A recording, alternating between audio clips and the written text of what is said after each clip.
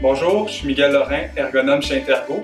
Aujourd'hui, dans cette capsule, je vous présente les critères de sélection pour l'achat d'une chaise qui est adaptée pour vous. Si vous avez déjà fait des recherches pour une chaise, vous avez probablement été bombardé par les termes ergonomiques, que ce soit pour une chaise, une souris ou un clavier.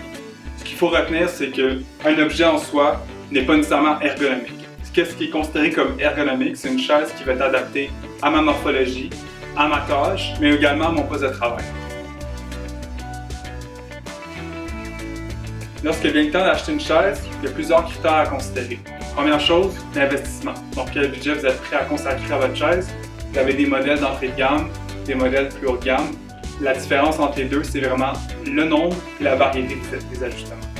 Le deuxième critère, c'est que votre chaise permet de faire des ajustements qu'on considère essentiels.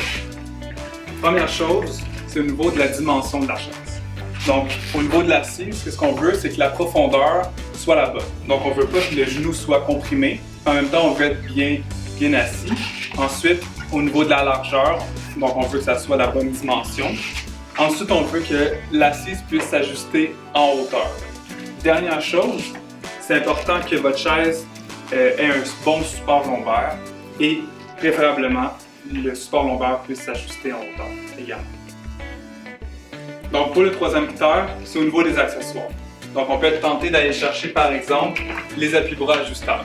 Donc, ça peut être intéressant, par exemple, si on doit travailler directement sur les appuis-bras, d'avoir des ajustements dans tous les sens. Mais si, par exemple, on travaille directement sur la surface de travail, c'est peut-être pas quelque chose d'intéressant.